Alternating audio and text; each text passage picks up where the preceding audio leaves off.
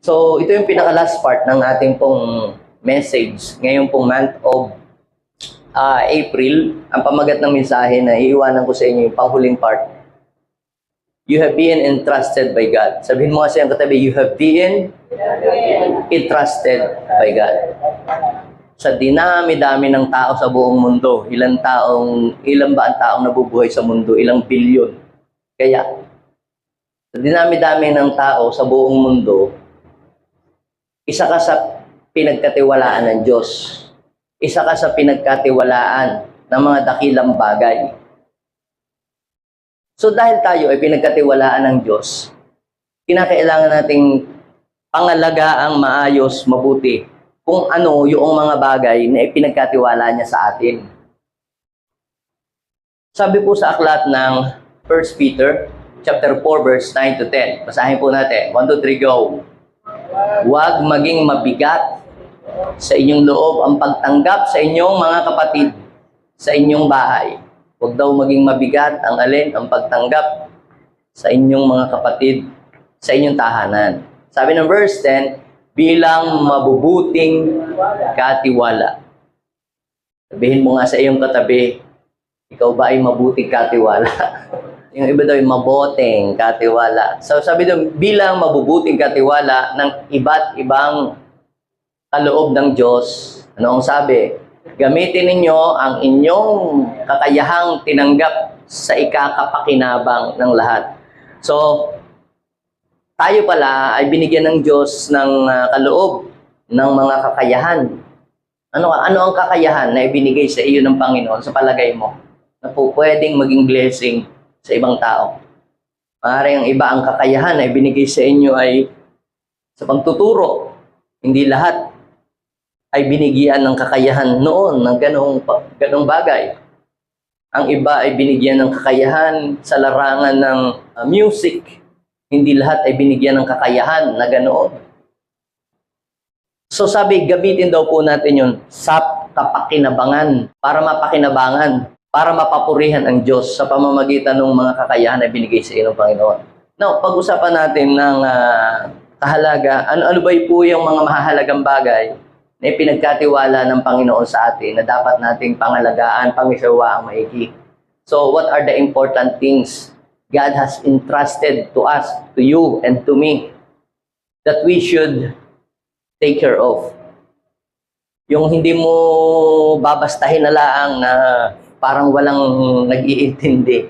So, ibig sabihin, tayong lahat dito ay may mga ipinagkatiwala ang Diyos sa atin. Napakarami sa totoo lang na pinagkatiwala ng Diyos. Maaaring sa inyo po, hindi nyo napapansin na may pinagkatiwala ang Diyos. Parang akala mo ay pangkaraniwan lang na bagay na yon. Pero yung pangangalaga is a serious matter to God. Sa dinami-dami ng tao sa buong mundo, ay isa ka sa pinagkatiwalaan ng Diyos. Alam niyo po ba yung song? Dapat yun ang mga kinakanta natin sa mga ganito eh. Ano ba yung song na yon? Ikaw lamang ang nagtiwala sa akin, O Diyos, di kita bibiguin. Kaya sabihin mo sa iyong katabi, kung alam mo na pinagkatiwalaan ka ng Diyos, huwag mong biguin yung nagtiwala sa iyo. Kaya sabihin mo nga sa iyong katabi, huwag mong biguin si God. So, ano po ba yung mga ipinagkatiwala sa atin ng Diyos na dapat ay pangalagaan natin, ingatang maigi, mahalin? Dahil si Lord, pag binigyan ka ng isang bagay na yan, ay bibigyan ka pa ng marami kapag ikay napagkatiwalaan. Diba sabi may binigyan ng isa, may binigyan ng dalawa, may binigyan ng 5. Yung binigyan po ng 5, anong ginawa niya? Pinangasiwaan niyang maigi, nag-multiply. Yung binigyan ng 5 talents, tapos nag-multiply yun, naging 10. Nung ipagsulit niya sa kanyang master, natuwa. Sabi, thou art good and faithful servant. Kaya hindi yung binigyan ng 2. Kinopya niya kung anong ginawa nung binigyan ng 5. Nadoble din. At ang sabi sa kanya, thou art good and faithful servant. Dahil ikaw ikay naging tapat sa maliit, sa kaunti, ay di pagtitiwalaan ka sa marami.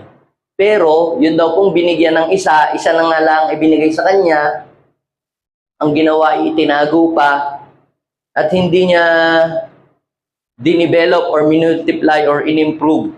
Anong nangyari? Sabi ng master, ikaw ay tamad, ikaw ay walang silbi. Ang sakit noon, no? It hurts. Pero sabi ng, ito pang masakit. Sabi, kunin niya yung isang nasa kanya at ibigay doon sa merong marami. Kaya minsan, magtataka tayo, bakit yung mga mauunlad na ang buhay, lalo pa silang naunlad. At yung mahirap, lalong nahirap. Baka naman kaya na sila nahirap, hindi sila mapagkatiwalaan. Samantalang yung lalong nagiging maunlad at masagana, ay sila'y nagiging faithful sa ipinagkatiwala sa kanila. Okay, so number 1, ano ba yung pinagkatiwala ng Diyos sa atin na dapat nating pahalagahan maigi? Una ay the life you had. Tayo bang lahat dito ay may buhay? Buhay ba kayo lahat na nandito? Yung lahat ng humihinga, may hininga, magsabi ng amen, praise the Lord, hallelujah. Sa palagay ninyo, yung bang buhay na yan ay basta lang nasa iyo o may nagkatiwala ng buhay na yan sa iyo? Kadami kayang taong gustong mabuhay pa dito sa mundo ay hindi nabigyan ng pagkakataon. Pero kaya ka nabubuhay dito sa mundo, ikaw ay pinagkatiwalaan ng Diyos ng hininga ng buhay na iyan. Kaya sabihin mo sa iyong katabi, pahalagahan mo ang buhay na binigay sa iyo ng Diyos.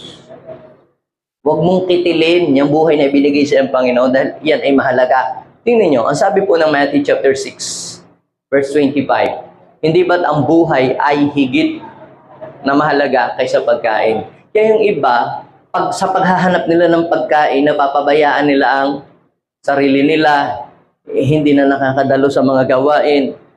At dahil sa paghahangad ng mga material things, ang kanilang buhay, hindi nila namamalaya, nagiging empty na. Hanggang sa nagiging worse na ang kanilang buhay. Yung iba, ibinibenta na ang kaluluwa.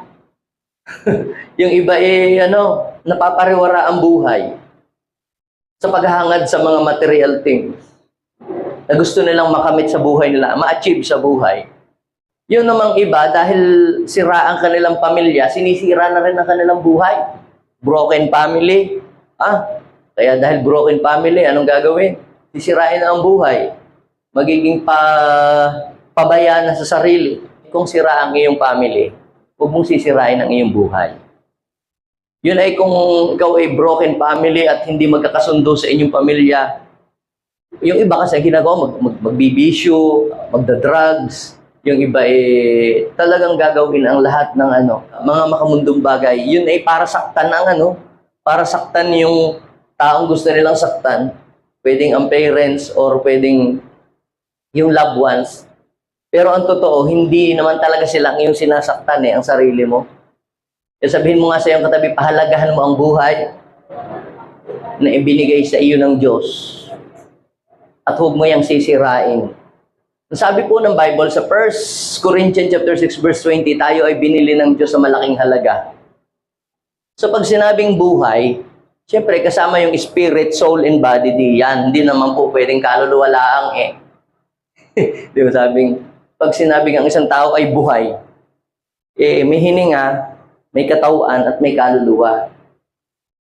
Sabi ng Bible, binili tayo ng Panginoon saan? Sa malaking halaga. Gamitin daw po natin ang ating katawan upang maparangalan ang Diyos. Sabihin mo nga sa iyong katabi, dapat ang buhay mo ay makapagdala ng karangalan sa Diyos. Minsan kasi, ang dami kasing mga tanong, Pastor, bawal ba ang magsigarilyo? Bawal ba ang mag-inom? Bawal ba ang ganito, ganyan? Alam mo, hindi ho yun ang punto kung bawal o hindi bawal Ang tamang sagot diyan ay ito. Sa tingin mo, kapag ginagawa mo yon, nabibigyan mo ba ang kaluwalhatian ng Diyos? Napaparangalan ba ang Diyos kapag gagawin mo yon o hindi? Pangalawa, makakabuti ba yon sa katawan mo? Kasi sabi ng Bible, our body is the temple of the Holy Spirit. Sabi ng 1 Corinthians chapter 3, verse 16 to 17, ang atin daw katawan ay templo ng Diyos, hindi daw atin, naninirahan sa atin ng Holy Spirit. Kaya sabi ng Panginoon, parurusahan niya ang sino mang magwasak ng kanyang templo, sapagkat ang kanyang templo ay banal at malinis, at kayo ang templong iyon. 1 Corinthians 3:16, 17. Tapos, inulit yan dyan sa 1 Corinthians 6:19. Tayo din binili sa malaking halaga. O, yan. Kaya gamitin natin para sa kapurihan ng Diyos ang ating sarili. Kaya kung may problema ka, sabihin mo sa iyong katabi, kung may problema ka, o meron kang mga pinagdadaan ng mga difficulties sa buhay, ang solusyon ay yung hindi ikaw ay maglasing, o magbisyo, o gumawa ng mga masasama. Kung ikaw ay may pinagdadaan ng problema o pagsubok, ang dapat mong gawin para ang iyong buhay ay maging maayos, ay lumapit ka sa Diyos. And ano ang sabi ng Bible? Sa 1 Peter chapter 5 verse 7, cast all your care in Tanduay. Cast all your care in Red Horse. Hindi naman yun eh. Cast all your care in the Lord. Kung may problema ka, kung may mga pagsubok ka, may kabigatan ka sa buhay, ay huwag mong daanin sa paglalasing o pag-inom ng alak. Ibigay mo sa Diyos ang iyong problema. For He cares for you. Tutulungan ka ng Panginoon. Sabi ng Panginoon, sabi ng Bible, use your body for the glory of God so that God will be glorified through you. Tingnan ninyo po, hindi nyo ba napapansin yung mga lupa na tinatayuan ng SM, nilalapitan ng SM, nilalapitan ng mga Robinson, nilalapitan ng mga mall, nataas ang value. Nataas ang value. Merong gitara na Gibson. Ang mahal, napakamahal niya. Yun po ay vintage na gitara. Pag yun, sinerch yan. Yun ho ay ginamit ng isang sikat na musician. Pero kung bibili naman kayo dyan sa Raon o dyan sa tabi-tabi sa mall, kaparehas na kaparehas din lang naman, kamukhang kamukha. Pero ba't mura? Ba't yun ay mahal? Depende kasi kung sino ang gumamit at sino ang nagmamay-ari. Kaya kung ang buhay mo ay inilalapit mo sa Diyos, nataas ang value ng iyong buhay. Kaya sabihin mo sa iyong katabi, you are a high value to God. Ang mga taong nagse-serve kay Lord, ang mga taong inialay nila ang kanyang buhay sa Diyos, ay mataas ang value ng kanilang buhay. Pero pagka ang buhay mo, malayo sa Diyos, hiwalay sa Kanya, ay di parang wala namang kwenta ang iyong buhay. Pero kapag ikaw inalalapit sa Diyos, ang buhay mo ay nataas ang value. Tumataas ang value ng buhay mo, ng sarili mo. Kapag ang Diyos ay naghahari sa iyong buhay. Kaya sabihin mo nga sa iyong katabi, pangalagaan mong maigi ang iyong buhay na tinataglay. Kung may problema ka, do not commit suicide. Huwag kang tatalon sa building. Huwag kang tatalon sa tulay. Dahil ang buhay mo ay precious and valuable to God. Pahalagahan mo, pangalagaan mo ang buhay na meron ka. Ang taong nagpapahalaga sa kanyang buhay ay sinisigurado niya ang kanyang kaligtasan. Sinisigurado niya ang kaligtasan niya. May mga tao po na they don't care. Pumapunta sila sa impyerno, mapahamak sila, wala silang pakialam. Pero yung lahat ng nandirito, I believe, pinapahalagahan ninyo ang inyong buhay. Kaya kayo naririto. Amen? Palakpakan niyo po si Lord. Yung mga nagcha-charts, pumupunta sa church. Ba't ka ba pumupunta doon? Kasi nga, pinapahalagahan mo yung buhay na ibinigay sa iyo ng Diyos. Ayaw mo na yung buhay mo ay mapalayo sa Diyos. Kaya kapag ikaw ay natalikod sa Diyos, pinapawalang halaga mo na ang iyong buhay. Kasi pag tumalikod ka sa Diyos, anong kasunod na mangyayari sa iyong buhay? Ikaw ay mapapahamak. Kaya yung mga taong nagpapahalaga sa buhay na ibinigay sa kanila ng Diyos, ay hindi nila hinahayaan na ang kanilang buhay ay mapahamak doon sa impyerno. Amen? Kaya sabihin mo sa iyong katabi, huwag kang magbabackslide.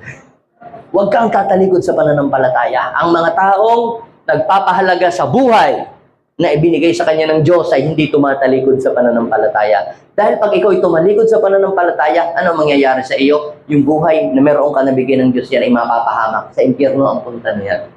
Amen? Kaya, ang nagpapatuloy sa Panginoon, nagpapahalaga sa buhay na ibinigay ng Diyos sa kanya.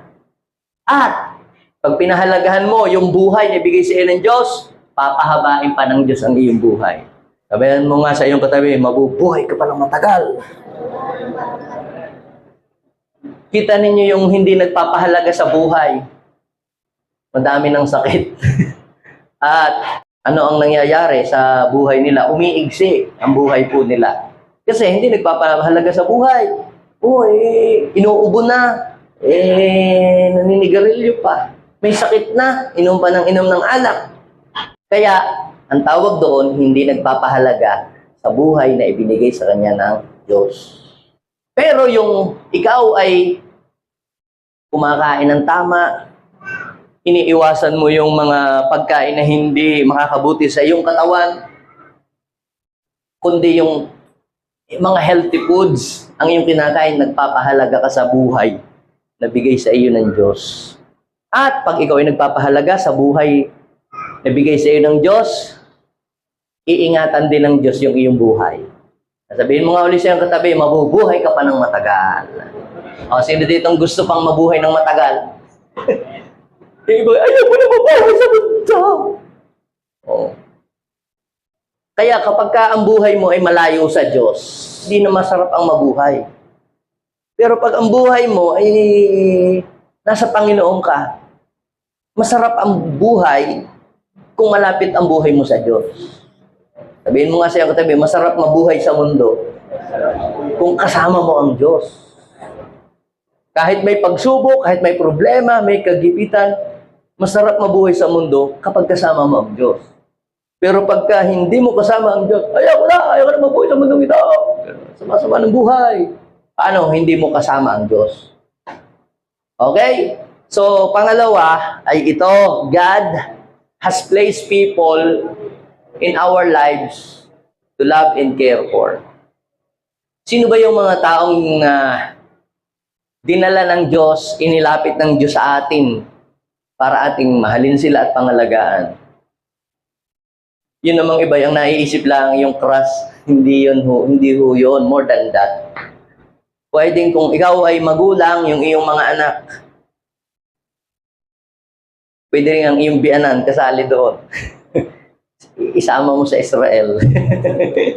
Alam niyo yung kwentong yun. So, pwede rin yung iyong mga kaibigan, pwedeng ang iyong mga pamangkin, pwedeng yung mga apo mo, o pwedeng yung mga tao na inakay mo sa Panginoon. So, bakit sila inilapit sa iyo ng Diyos? Ba't sila ipinadala sa iyo ng Panginoon? Wala lang. Ang gusto ng Panginoon ay mahalin mo sila at sila ipangalagaan mo. Tingnan niyo, basahin po natin sa Mark chapter 12, verse 31. Ibigin mo ang iyong kapwa gaya ng pag-ibig mo saan? Sa iyong sarili. Tanungin niyo nga po ang inyong katabi, mahal mo ba ang iyong sarili? O, ibahin natin, mahal mo ba ang buhay mo? Kasi ganito yan eh. Sabi, ibigin mo ang iyong kapwa gaya ng iyong sarili. Sabi ng Panginoon, wala na daw pong ibang utos na hihigit pa sa mga ito kasi ang mga Hudyo, meron po silang 613 commandments. Do's and don'ts po yun. Aside doon sa 10 commandments na mabigat na commandments, meron pang mga major commands. Yun ho ay 613 commandments sa sobrang dami.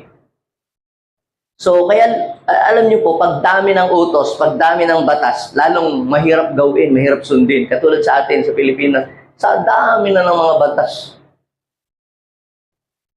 Gawa ng batas. Lalong hindi naman naging nakabuti.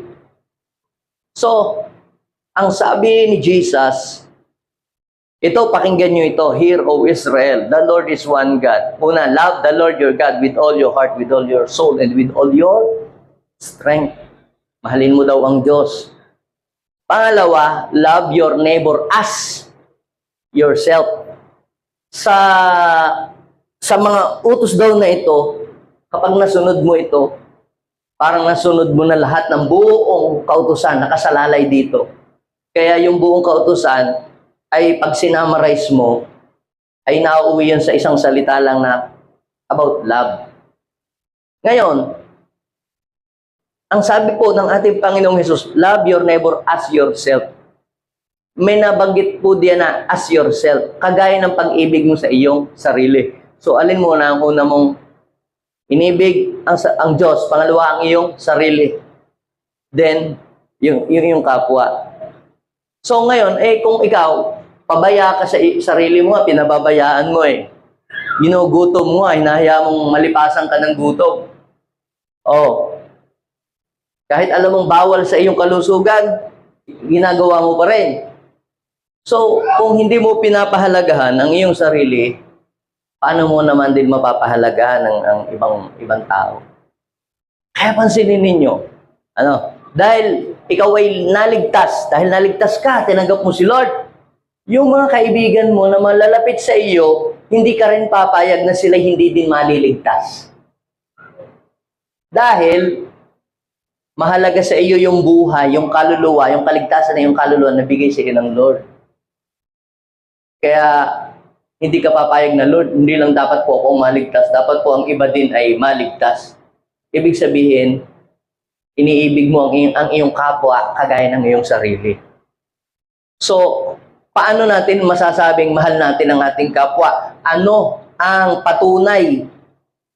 Ano ang pwede nating gawin para masabi nating mahal natin ang ating kapwa? Dalahin natin sila sa Panginoon. Yun na ho ang pinakamataas na uri ng demonstration ng pag-ibig sa kapwa. Yung sila'y dalahin natin sa Panginoon at alagaan natin sila hanggang sa lumago sa kanilang pananampalataya. Higit pa po yun sa mga regalo o bulaklak o pera na maibibigay ninyo dun sa tao. Yung kaligtasan na i-share po ninyo si Jesus sa kanila. Kahit bigyan niyo ng bigas, bigyan ng grocery. Pero kung hindi po ninyo na i-share si Jesus, sa impyerno pa din pupunta yun.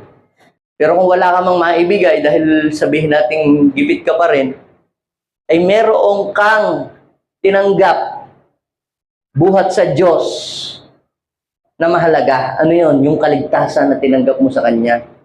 At yun ang iyong ibahagi. Amen?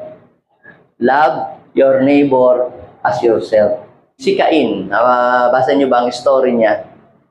Ay hindi natuwa ang Panginoon sa kanya. Bakit? Sapagkat mismong ang buhay ng kanyang kapatid ay hindi niya binigyan ng halaga. Imagine nyo, ang panganay, sino dito yung panganay sa kanila? Kalimitan, yung mga panganay, parang sila na yung sumusunod na, kunyari, kung lalaki, parang siya yung pinakaamay, next to his father. Kung babae naman, next to her mother. Kaya minsan, kita nyo yung pagpanganay, sa kanya ipinagkakatiwala ang mga maliliit na kapatid. Ikaw muna ang bahala sa ading mo, ha? Ikaw na ang paliguan mo. Lalo na yung may mga anak na panganay. Sinong may anak na panganay na pinagkatiwalaan lang doon sa ibang mga kapatid niya? Di ba ganoon? Itong si Cain, ano ang ginawa? Hindi niya pinangalagaan yung kapatid niyang bunso. Anong ginawa? Kita nyo, ha? Then the Lord said to Cain, "Where is Abel, your brother?" Kung ikaw ay kuya, kung ikaw ay ate ng iyong mga kapatid, ay ikaw ay pinagkatiwalaan ng Panginoon din, ng mga laga, doon sa iyong mga maliliit din kapatid. Anong sabi niya sa sagot ni Abel? He said, "I don't know. Am I my brother's keeper?" Kung kayo ho ay nanay, tapos sinabihan mo na, ako'y pupunta sa palengke, ha? Ikaw muna magbantay diyan sa mga kapatid mo. Ayoko, bahala sila dyan. Ganun ba yun? Parang ganun si Cain doon sa kapatid niya. Kaya ang Diyos hindi natuwa sa kanya, pati siya pinalayas doon sa presence ni Lord. Kaya mga kapatid, Bawat isa sa atin ay mayroong mga tao na inilagay si Lord sa paligid natin. Na hindi lang sila basta nandiyan. Kundi gusto ng Lord na express natin ang pangangalaga at pagmamahal sa kanila. Sabi po sa aklat ng 1 Timothy chapter 5 verse 8. Anong sabi doon? Ang sino mang hindi kumakalinga sa kanyang mga kamag-anak. Ay ano daw? Lalo na sa mga kabilang sa kanyang pamilya ay tumalikod sa pananampalataya. At mas masama pa kaysa isang di sumasampalataya.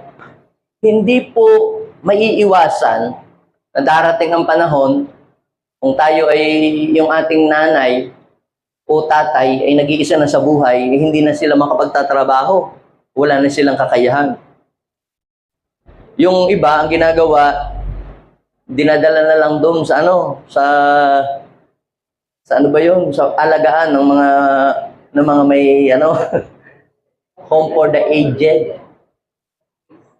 O doon sila pinapaalagaan.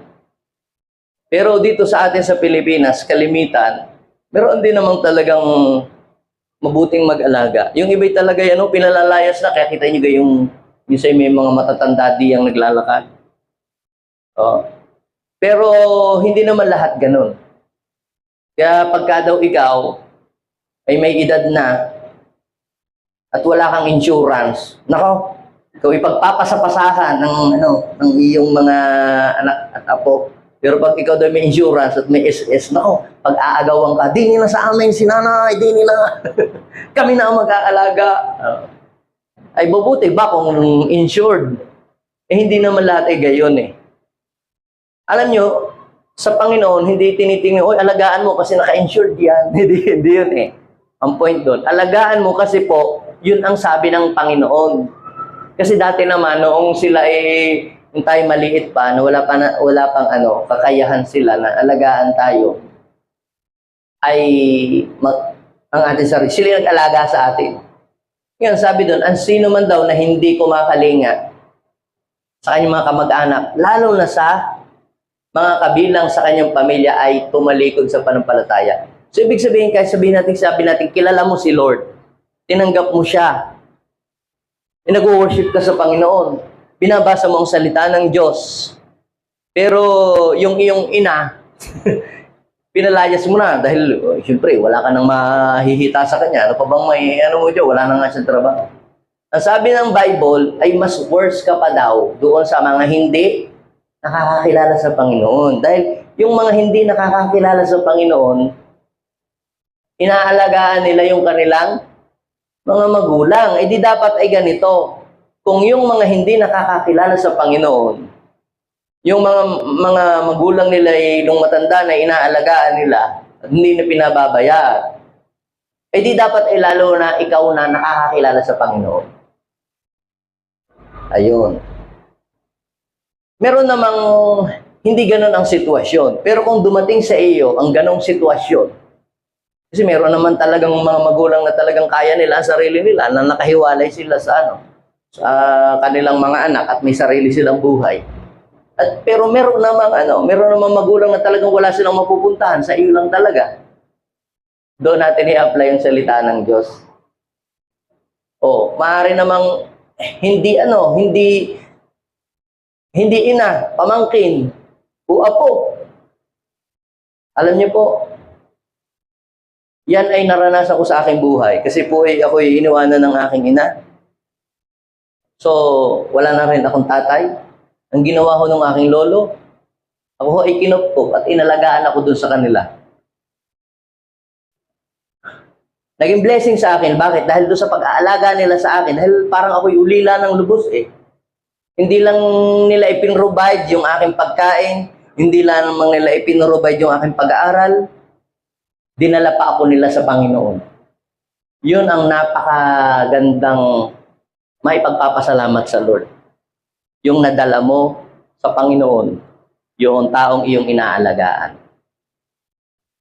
So, kaya po ako'y naging ganito. Nakilala ko si Lord at ako'y nagamit ng Panginoon. Kung hindi ako naalagaan. Kaya kung meron kang pamangkin, ulila ng lubos, Huwag mo lamang siyang alagaan. Turuan mo din siya ng salita ng Diyos. Ilapit mo siya sa Lord. At hindi, anong malay mo, isang araw, gagamitin pala siya ng Diyos. You will become a pastor someday, a great leader someday. At ikaw ay naging bahagi ng pag-aalaga. Yung iba naman, inaalagaan, tapos tinuturo, sige, mangupit ka, mang-snatch ka ng wallet. Di ba, may gayon? Aalagaan, pero igugroom, tuturuang gumawa ng mga kalukuhan. Yung iba, alam niyo po yung mga namamalimos diyan, yung iba doon, alaga ho yun, pakawala. Ang tawag doon ng mga sindikato, pamamalimusin. Inaalagaan ng sindikato, tapos mamamalimos sila, tapos magre-remit sila ng pera. Dapat maka 1,000 ka ha, ay lahat. Oh. Nag-aalaga sila, pero dinadala nila sa hindi mabuti. Kaya congratulations doon sa mga nag-aalaga dito ng mga bata na tinuturuan ng salita ng Diyos. Dahil kung yung inyong mga inaalaga na tinuturuan ay sindikato ang mag-alaga at magturo sa kanila, mas lalong magiging malaki ang problema natin in the future. Kung ang mga salbahe ang mga bata sa ating kapaligiran, sa inyong barangay, sa inyong community, huwag na lang nating sisihin ang mga magulang nila. Alagaan natin sila kay Lord. Turuan ang salita ng Diyos. Isang araw, mababago ang inyong barangay, ang inyong community. Doon magsisimula sa inyong mga taong inalalagaan ang liwanag. Amen? Sa amin ngayon, napapalibutan kami ng mga magugulong, mga bata at magmumura at mga... Pero inaalagaan namin sila unti-unti. Dahil tayo ay nananampalataya, isang araw, yung mga yon ay magiging mga matitinong mga bata at magiging mga leader at gagamitin sila ng Lord sa ating lipunan. Kaya tayo mga kapatid, nilalapit ng Diyos sa atin ang mga tao dahil yung mga taong yon ay pinapaalagaan sa atin ng Lord. Sino ditong gusto niyong mag-alaga ng mga tao sa Panginoon? Sino ditong gustong mangalaga ng mga tao sa Panginoon? Yun naman ho ay hindi forever mong aalagaan. Aalagaan mo lang sila hanggang sa sila ay mag-mature sa pananampalataya. Marami na kaming mga inalagaan sa Panginoon. Pag malago na sila, then mag-alaga uli kami ng lalago uli sa Panginoon. Pag nag-grow sila, hanap uli kami. Nagsimula uli kami sa zero uli hanggang sa paglago sa Panginoon. Pag lumago na, then hanap uli kami. Hindi kami tumitigil. Bakit? Dahil kami po ay naniniwala, bawat isang tao na inaalagaan mo sa Panginoon, yun ay magdadala ng pagbabago sa ating society. Hindi natin kailangan maging politiko o maging presidente muna para mabago natin ang ating community. Mag-alaga ka lang ng batang salbahe at pag yun ay bumait, napakalaking change ang nagawa mo sa inyong community. Lalo na tayo ay may mga anak. Sinong may mga anak na dito? Palakihin lang natin sila na may takot sa Diyos at mga hindi salbaheng bata ay nakatulong na tayo sa bansang Pilipinas. You know, the main problem of our country is not corruption, not addiction, hindi drugs. Ang pag-aalaga ng magulang sa kanilang mga anak. Kung nung bata pa lang, tinuruan ng fear of the Lord, tinuruan ng may paggalang sa Diyos, siguro paglaki nun, matatakot na yung gumawa ng kasamaan. Kaya lang hindi, pinabayaan. Magulang pang nagtuturo, sige, basta huwag kang magpapahuli ha. Yung pang tuturo, tapos alam niyo po, hindi, we are not aware, pero parang binubush na natin yung pag-corruption. Pagka nakakita tayo ng bata, kumuha ng wallet doon sa pitaka ng nanay, ay, ang anak ko, magaling nang kumuha ng wallet. Pinuri pa hindi dapat, masama yan ha, huwag kang kukuha ng hindi. Minsan naman, parang biro lang, laro, uy, kunin mo yung wallet ni dati. Kukunin naman niya nga. Pero hindi mo alam, unti-unti tinuturuan mo na pala siyang magnakaw. Kaya, sa tahanan po nagsisimula. Alam niyo po mga kapatid, ang the best na magagawa nating pagtuturo sa ating mga inaalagaan, turuan natin po sila ng salita ng Diyos. Sabi ng Bible, train up a child in the way they should go, and when they grow up, they will not depart from it. So mas maganda habang bata pa lamang po, turuan na natin po sila ng salita ng Diyos. Kasi minsan, bata pa yan, huwag mo na, wala pa karami, huwag mo na isama sa church. Maggugulo ka lang doon, nakakahiya kay pastor, gitakbo ng takbo. Naingay ka, huwag ka na, dito ka na sa bahay, maglaro ka lang dyan. Pa-level up. Alam niyo sa akin, hindi na ako na-open at natitisod kung may maingay na bata. Bakit? Dahil ako'y naniniwala, meron pa rin na pasok sa tainga na yan at sa isip niya kahit katiting na salita ng Diyos. Bakit? Ay bata pa naman yung pastor, wala pang, ay kita ninyo. Hayaan ninyo ang inyong anak ay maglaro-laro laang diyan sa labas ng inyong bahay at may mga mura ng mura. Mamaya pagpasok sa bahay, nagmumura na din siya. Hindi mo naman tinuro ang magmura. Narinig lang yun doon sa mga kalaro. O, ay saan mo gusto na maglaro ang iyong anak? E di, mas magdalahin mo na laang sa church. O baka sa linggo'y kagulo na ang mga bata dito.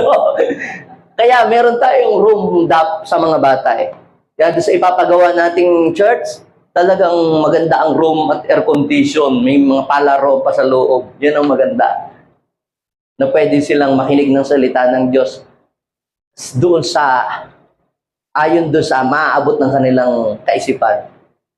Kahit yung mga batay nandyan lang, naglalakad dyan, merong naririnig yan, merong napasok sa isip niyan. Kita ninyo, pag uwi doon sa inyo, mga kakanta ng praise God, papalakpak, hallelujah, amen. O, paano niya, hindi mo naman tinurong. Narinig kasi, nung pumasok sa church, may narinig. Alam niyo po, mas madaling maka-absorb nga ang mga bata sa kanilang nakikita at narinig kaysa mga matatanda. Kaya, we must not underestimate yung mga batang pag-alagala niya. Kaya, alam niyo na nag-iingay yung mga bata sa temple. Anong sabi ng mga Pariseyo? Jesus, sawayin mo nga yan, mga bata na yan, ang iingay. Anong sabi ni Jesus? Kapag sinuway ko yung mga yan, ay ang mga bato na ang magpupuri, o gusto niyo mga bato ang magpuri sa Diyos? Eh huwag, at baka kami mabukulan pag ang bato ang nagpuri. So, ano ang sabi ng Bible? Ang sino mang hindi kumakalinga sa kanyang kamag-anak, lalo na sa kabilang sa kanyang pamilya, ay tumalikod sa pananampalataya at mas masama pa kaysa sa unbeliever. So yung palang ginagawa nating pakikitungo o pagmamahal na ating ipinapadama doon sa mga taong inilalapit ng Diyos sa atin, ay patunay na talagang mahal natin ang Diyos. Sino dito nagmamahal kay Lord? Oh. Eh yun nga iyong magulang naririyan, hindi mo maipadama, hindi mo nga mahal eh. Inis ka nga sa kanya eh. At sobrang kulit. O kaya yung iyong pamangkin na magulo o apo. Ang sabi po sa 1 John chapter 4 verse 20, basahin natin. Ang nagsasabing iniibig ko ang Diyos, subalit napupot naman sa kanyang kapatid ay isang sinungaling. Kung ang kapatid na kanyang nakikita ay hindi niya magawang maibig. Halimbawa, yung mga tao dito, mga imperfect person ang nandito. O kasambahay mo, o kasama mo sa bahay. O hindi lang yung kapatid sa panampalataya, kapatid sa natural na kapatid mo talaga. Kung daw yung kapatid natin na nakikita ay hindi magawa nating maibig, paano niya maiibig ang Diyos na hindi niya nakikita? So, practice yon, practice. Sa pagmamahal mo sa Panginoon. Kung talagang mahal mo ang Panginoon, i-express din natin yung pagmamahal doon sa mga taong kahit hindi karapat dapat mahalin, ay mahalin natin sila. Kasi yun ang utos ng Panginoon. Love your neighbor. At yung love ay naipapakita natin kung paano natin pinapangalagaan yung mga taong tinala sa atin ng Diyos. Hindi ka naman dadalahan ng Diyos ng maraming sobrang daming tao. Mga pailan-ilan lang, paisa-isa lang.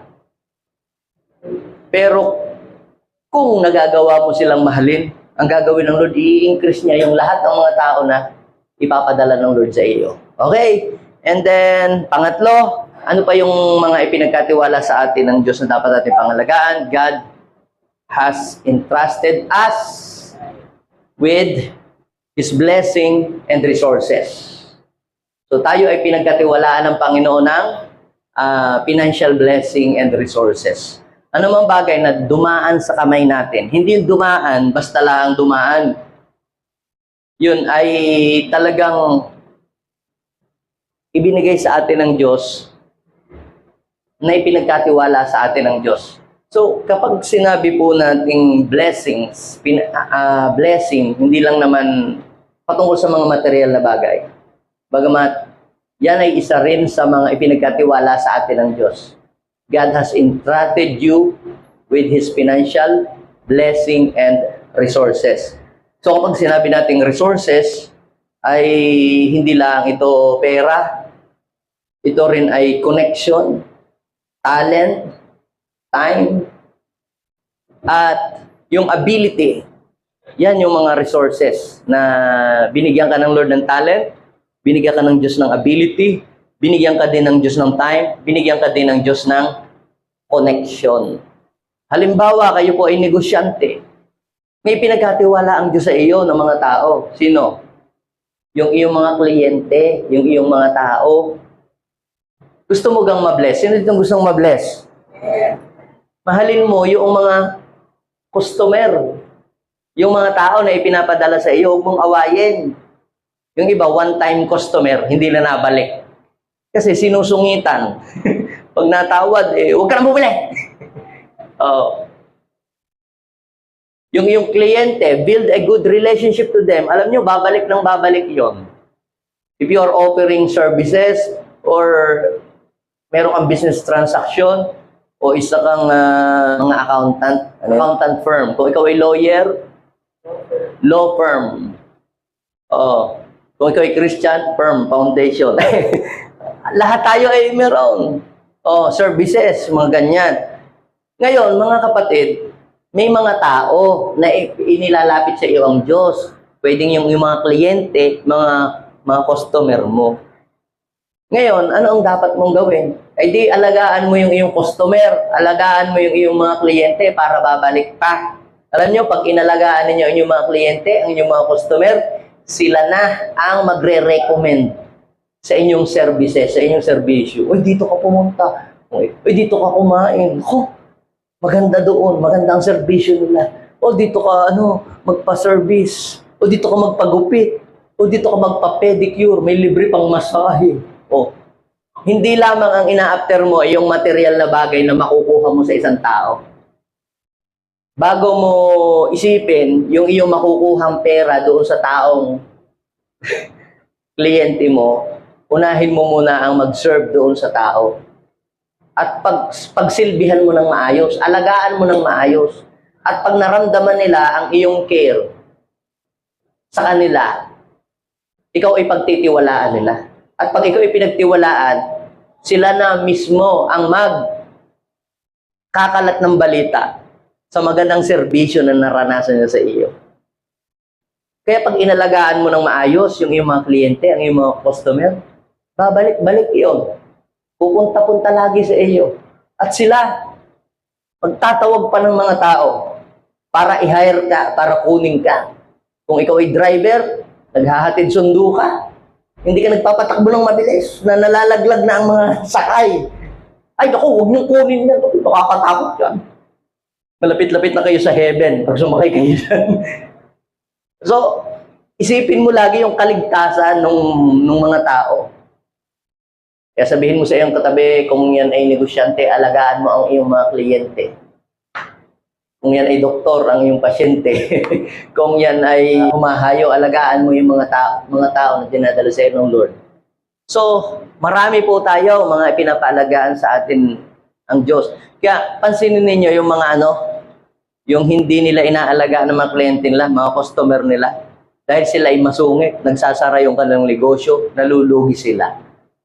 Kasi hindi sila marunong mag-alaga ng mga customer nila at ng mga kliyente nila.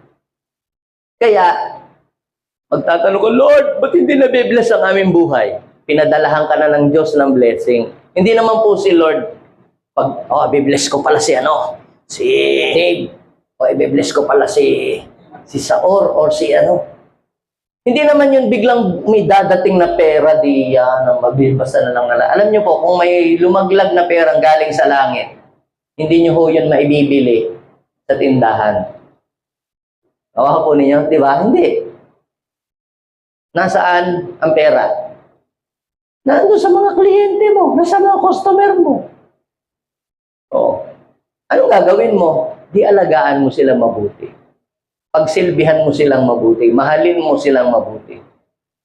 At alam niyo po, kapag naramdaman nila na kayo po ay concern, hindi lang doon sa pera nila, alam naman ho ng mga tao yun. Na kaya ka lang lalapit sa kanya dahil gusto mo lang siyang kliyentehin. O gusto mo lang siyang pagkakitaan. Then babay na.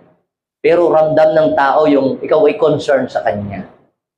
At pag ikaw ay ramdam ng tao na ikaw ay concern sa kanya, doon ang blessing dadaloy sa buhay mo. Amen? Kaya sabihin mo sa iyong katabi, blessing will flow like a river. Basahin po natin ang Lucas chapter 16, verse 10 hanggang verse 12. Ang mapagkatiwalaan sa maliit na bagay ay pagkakatiwalaan din sa malaking bagay. Ang mandaraya sa maliit na bagay ay magdaraya din sa malaking bagay. Kita ninyo, saan nagsisimula ng pagtitiwala ang Diyos? Halimbawa, kayo tricycle driver, bibigyan ka muna ng ilang mga pasahero. At pag maayos ang iyong serbisyo, laging ikaw na lagi ang tatawagin. Sa iyo magpapasundo, sa iyo magpapahatid. Di ba? Mag-build ka ng relationship sa kanila. Pero kung ikaw ay masungit, baka hindi ka pa i-recommenda. Mapapahiya lang ako pag nirekomenda ka yan. Kuya. So, build a good relationship to your client, to your customer. Lalo na Kristiyano tayo, kilalang tayo ay born again, attend sa church. Di ba dapat ay lalong mas maipadama natin yung kaibahan noong kumikilala sa Panginoon at hindi. Hindi yung tinataraya natin lagi sila, sinusungitan lagi natin sila. Kaya ano ang mangyayari? Lilipat na lang yun sa ibang tindahan. Lilipat na lang yun sa ibang tao. Doon na lang pupunta. Kaya huwag kang magtaka. Bakit sila nabe-bless, ikay hindi? Pinadala na sa iyo ng Diyos yung tao, hindi mo minahal, hindi mo inalagaan. Amen? Hindi mo na pinalo up. Di ba? Pagkatapos mong mabayaran kang mabili yung kamatis, hindi mo na kumusta po ang aking kamatis na binili ninyo? Hindi yung nagbenta ka ng kamatis, kinuha mo yung mga pabulok na, inano mo ba? One-time customer, hindi na babalik sa iyo. Bakit? Dala na dala. Yung iba yung customer, sige, magkape ka muna diyan. Di ba? Yung nagpapakarwas, sige, magkape ka muna. Ay, may kami dito, libre masahe. Babalik uli yun. Kaya nga, di ba sabi, ganito yan. Pag binasa ninyo po, yung Lucas chapter 16 verse 7, aakyat kayo. Yan din yung context. Pinuri ng Diyos daw, ng Panginoon, yung mandarayang alipin. Dumiskarte. Sabi daig pa daw ng mga unbeliever na dumiskarte at gumawa ng paraan ang mga makakadiyos. Doon nga sa mga unbeliever, talagang grabe silang mag-entertain, grabe silang mga laga. Di dapat mas lalo na tayo dahil tayo'y nasa sa atin si Jesus. Are you with me? Are you following me? Dapat ay mas lalo na makita sa atin yung magandang pakikitungo dahil tayo ay nakakakilala sa Diyos. So kita ninyo, kaya kung hindi kayo mapagkatiwalaan ng mga kayamanan ng mundong ito, sino ang magtitiwala sa inyo ng tunay na kayamanan? Yung sasakyan, bahay, lupa, hindi pa yan ang tunay na kayamanan. Ang tunay na kayamanan, mga kapatid, ay yung kapangyarihan ng Holy Spirit na binibigay ng Diyos sa atin at sa kanyang mga hinirang. Basahin po natin yung verse 12. At kung hindi kayo mapagkatiwalaan sa kayamanan ng iba. So, ibig sabihin, ikaw ay may amo at ginawa kang kahera o ginawa kang tagapag-ingat ng kanyang mga properties. Pag siya ay wala, huwag mo naman pagpipitasin ang mga mangga at iuwi sa bahay na hindi niya alam. So, ibig sabihin, kung ikaw ay nag-uupa ngayon ng bahay, kung nasira ang pinto, ay ipagawa mo. At nalalaglag ang bintana, ipaayos mo. Sabi, di naman yan atin. Dahil sira yan, di naman yan atin. Sa Bible, anong sabi? Ang mapagkatiwalaan ng kayamanan ng iba. Diba, nagre-renta ka lang, nakikitira ka lang sa bahay ng iyong pinsan o kamag-anak o lola, hindi iyo. Ikaw naman ang nagamit, nasira yung pinto. Di, ibili mo ng bisagra o kaya palitan mo ng pintong maganda. Hindi naman akin. Ano ang sabi ng Panginoon? Ano ang sabi ng Bible? Ang mapagkatiwalaan daw ng kayamanan ng iba, kung hindi daw mapagkatiwalaan ng kayamanan ng iba, sino ang magbibigay sa inyo ng talagang para sa inyo? Anong napansin niyo sa verse na yan? Anong napansin niyo sa verse na yan? May napansin ba kayo dyan sa verse na yan o wala? Anong napansin niyo? Sabihin mo sa iyong katabi, grabe, meron palang nakahanda para sa iyo. Yung bang nakita niyo dyan? May nakahanda para sa iyo. Kaya lang, ay tinetesting ka muna ng Diyos na pahawakin nung hindi iyo. At pag ikay napagkatiwalaan ng bagay na hindi iyo, humanda ka, darating na yung para sa iyo talaga. Sabihin mo sa iyong katabi, darating yung para sa iyo. Palapakan natin si Lord. Kami, mga 6 na beses din kaming nagrenta at palipat-lipat. Pero hindi ho namin binabaklas ang bintana pag kami naalis. Bago kami umalis, dinililinis pa rin namin kung ano yung aming dinatnan, edi gayon din. Pag kami nalipat sa ibang bahay din, hindi namin iniuuwi yung cabinet. Iniiwanan namin doon. Di pagkatapos nun, pinagkatiwalaan din kami na binigay ng Diyos din yung para sa amin. Yun. Kaya kung ikaw ay may sasakyan, pinapadrive ng iyong amo, mahalin mo yon, isang araw, bibigyan ka lang Diyos ng sariling para sa iyo. Yun ang sabi ng Bible. And last, ito po yung panghuli. Ano ba pinagkatiwala sa atin ng Diyos? Yung buhay na meron tayo. Pangalawa po ay yung mga tao na dinadala ng Diyos sa ating paligid. Pangatlo po ay yung pong mga blessing and resources. Kasama na dyan yung mga kliyente. Blessing sila. Amen? Yung mga customer mo, blessing sila. Alagaan mo yon. Pang-apat po, God has entrusted you with His work. Pinagkatiwalaan ka ng Diyos ng kanyang gawain. Pinagkatiwalaan ka ng Diyos ng kanyang mga gawain. Yan pong mga gawain ng Panginoon. Kung may nagaganap o nangyayari ng mga gawain sa inyong bahay, sa inyong compound, sa inyong living room, sa inyong garahe, yan ay ang tawag dyan, gawain ng Panginoon. Sabi po sa aklat ng 1 Thessalonians chapter 2 verse 4, basahin natin. But just as we have been approved by God to be entrusted with the gospel, so we speak not to please men, but to please God, who test our hearts. So, ano ba yung mga gawain na ipinagkatiwala sa atin ng Diyos? Kung ikaw ay nasa music, may ipinagkatiwala ang Diyos sa iyo yung gawain iyan. Kung ikaw ay nasa dance, may gawain ipinagkatiwala sa iyo ang Panginoon. O ikaw ay nasa usher, o ikaw ay nag-outreach, o ikaw ay nasa children, nagtuturo mga children. Yan ay mga gawain ipinagkatiwala sa iyo ng Panginoon. At kapag si Lord ay nagkatiwala, maaari sabihin, simple lamang yun, parang wala namang dating yun. Pero kay Lord, lahat yun ay mahalaga sa Panginoon. Sabihin mo sa iyong katabi, lahat ng yan, mahalaga sa Diyos. Bakit? Gawain ng Panginoon yun eh. Kapag pinahalagahan mo at pinangalagaan mo ng ayos yung gawain ng Panginoon, ano ang kasunod na mangyayari? Si Lord ang siyang magbibigay ng ganti para sa iyo kapag pinangalagaan mo ang kanyang mga gawain. So, ibig sabihin, kung may small group kayo sa bahay, nagagathering kayo doon, may pag-aaral ng salita ng Diyos, sa inyong compound, may nangyayaring service, Ang tawag doon, gawain ng Panginoon na ipinagkatiwala sa iyo. Ngayon, ano ang sabi ng Bible? Balikan natin yung ating text kanina, yung 1 Peter. 1 Peter chapter 4 verse 9-10. Huwag maging mabigat sa inyong loob ang pagtanggap sa inyong mga kapatid sa inyong bahay. Sa amin, meron ding mga gawain na nangyayari sa aming bahay. Pero kahit hindi namin sila kaano-ano, magaan ang aming pagtanggap sa kanila at itinuturing namin sila na they belong to us. Parang family. Bakit? Yun kasi ang sabi ng Lord eh. Huwag maging mabigat sa inyong loob ang pagtanggap sa inyong mga kapatid. Bilang mabubuting katiwala ng iba't ibang kaloob ng Diyos, gamitin ninyo ang kakayahang tinanggap ninyo sa ikakapakinabang ng lahat. Before I end, meron pong kwento sa Bible akong nabasa. So ano nga yung mga ipinagkatiwala sa atin ng Panginoon na gawain?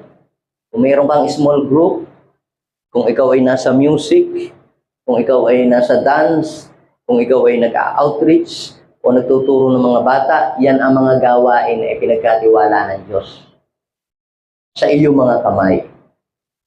Now, itong kwentong ito ay nangyari nung panahon po ni David. Ang bansang Israel ay bago po sila sumabak sa mga digmaan, dinadala po nila yung Ark of the Covenant. Sabihin natin, Ark of the Covenant. Sa Tagalog ay kaban ng tipan. Yung kaban ng tipan ay yun po isang kahon na siguro parang mga ganyan kalaki sa speaker na yan, mga ganyan. Na yun po, ang nakalagay doon sa kahon na yun ay dalawang bato. Dalawang bato na kinasusulatan ng 10 Commandments, yung utos ng Panginoon. Then, nandoon din yung rod of Aaron na nagdadahon. Then, nandoon din po yung mana na tinapay. As a reminder of God's provision, God's life, yung nabubuhay na tungkod na nagsasanga, na meron sanga, life yon. At saka yung 10 Commandments instruction. So kapag nasa yung Ark of the Covenant, syempre may provision, may life, and may instruction. Dinadala po nila yon. Saan man sila pumunta? At kapag dinadala yon ng mga Israelita sa labanan, lagi silang nananalo.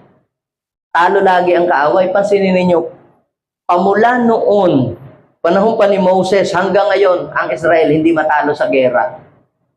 Napansin niyo ba yun? Kaliit-liit namang bansa isa lang hagis ng bomba doon, pwedeng matupok silang lahat Pero ang pangako ng Lord, no weapon forms against you will prosper. Hindi magtatagumpay. Ngayon, ang nangyari po sa labanang yon, minsan lang silang natalo. Bakit sila natalo? Kasi yung Ark of the Covenant, napabayaan nila. Sa panahon ni Saul, natalo po, naagaw ng kaaway. Ang Ark of the Covenant. Ang Ark of the Covenant ay simbolo ng presensya ng Diyos. Kapag kasama nila ang Ark of the Covenant, nasa kanila ang presensya ng Diyos. Nung mawala ang Ark of the Covenant, dinawala ang presence ng Diyos sa kanila. Kaya nung matalo ang Israel noon sa gera, pinabayaan ni Eli, siya yung priest na nangangalaga doon. Tapos napaanak yung kanyang manugang. Ang itinawag ay Ekabud. Ekabud. It means the glory of God has departed from Israel. Ang tinutukoy niya ay yung pagkaagaw ng Ark of the Covenant sa kanila. Wala na ang glory, wala na ang gabay ng Diyos. Ngayon, noong si David na po ang hari, pinagplanuhan niya na dalahin muli sa Israel ang Ark of the Covenant, yung simbolo ng presence ng Lord. At nagpagawa siya ng kariton para isakay doon yung Ark of the Covenant at dalahin sa Jerusalem. Kaya lang ay hindi pala po gayon ang paraan ng pagdadala. Hindi pala dapat baka ang magdadala. Dapat ay ang magdadala yung tao na inayos at nilinis ang buhay. Kasi ganito po yan. Kapag ang Ark of the Covenant ay hinawakan at nilapitan ng taong marumi ang buhay, siya ay susumpain ng Diyos. Pero kapag ang isang tao na may dala ng Ark of the Covenant ay maayos at malinis ang buhay, ang kanyang buhay ay pagpapalain. Ngayon po, yung kariton ay natapilok yung mga baka ay di matutumba. Ang ginawa po ng isang tauhan ni David, si Uza, ay hinawakan yung Ark of the Covenant at matutumba daw. Ay nung mahawakan kayo, biglang nakuryente siya, nakuryente. Malakas pala po ang kuryente nun. Dead on the spot, patay siya. So natakot po si David at sabi niya, papaano ko ngayon dadalhin sa amin ang Ark of the Covenant? Ay baka pati ako mamatay, ayaw kong dalhin sa amin. Kaya sinabi niya sa mga tao, sino po ang gustong kumupkop sa bahay nila ng Ark of the Covenant? Wala pong magpresenta na dalhin sa bahay nila yung kaba ng tipan. Pero, merong isang tao na kumupkop. Sa 1 Samuel, chapter 6, verse 9, hanggang verse 11. Ano ang sabi? Natakot daw po si David kay Yahweh at sinabi niya, papaano ko iingatan ngayon ang kaba ng tipan? So hindi po niya mapangahasan na dalahin sa lungsod ni David. So saan niya dadalhin? May nag-volunteer po. Sa amin na lang sa bahay na lamang po namin dalhin. Safe ho yan doon. Kami na lang ang magbabantay, kami lang mag-aalaga. Siguro, nagbubulungan yung mga kabay, tapos ka ngayong Obed-Edom, kapatay ka ngayon. Pero itong si Obed-Edom, I believe, meron siyang pusong hospitable. Nung naroon sa kanila ang Ark of the Covenant, dinala po sa bahay po nila. Sa bahay ni Obed-Edom. Sabi ng verse 11, 3 buwang na natili roon ang kaba ng tipan. Yung Ark of the Covenant ay 3 months na nag-stay sa bahay nila. Siguro, habang naandun yung Ark of the Covenant, sabi ni Obed-Edom, mag-behave kayo, mga anak. Sige. Baka tayo ang sumunod kay Uza. Sige. Gusto niyong mamatay ng maaga? Ay, ayaw po. Siya, magbait kayo. Magbait kayo, ha? Huwag kayong gagawa ng anumang kalukuhan. Pag tino kayo, narito ang Ark of the Covenant. Kaya nag-behave po yung mga anak ni Obed-Edom. At ano ang naging resulta habang naroon ang Ark of the Covenant sa bahay nila? 3 buwan daw po na naroon ang kaba ng tipan. At ang sabi, pinagpala ng Diyos ang bahay ni Obed-Edom, ang kanyang buong sambahayan. Pastor, saan ka nakakabili niyang Ark of the Covenant? Pwede ba kami gumawa niya? Hindi ho ninyo ko na kinakailangan pumunta sa Middle East para bumili kayo ng Ark of the Covenant o para hanapin kung nasaan yan. Yan ho ay mayroong spiritual symbol sa ating panahon. Ano ang Ark of the Covenant? Symbol of God's presence. Ngayon, kung sa inyong bahay ay may ginaganap na Bible study, small group, life group, pinag-uusapan ang salita ng Diyos, pinupuri si Jesus, itinatas ang pangalan ng Panginoon, I am telling you, you have the Ark of the Covenant in your house. At habang may gawain, small group, Bible study, fellowship, o church sa inyong bahay, I am telling you, yung blessing na naranasan ni Obed-Edom, mararanasan din ninyo sa bahay ninyo. Sabihin mo nga sa iyong katabi, let's take her.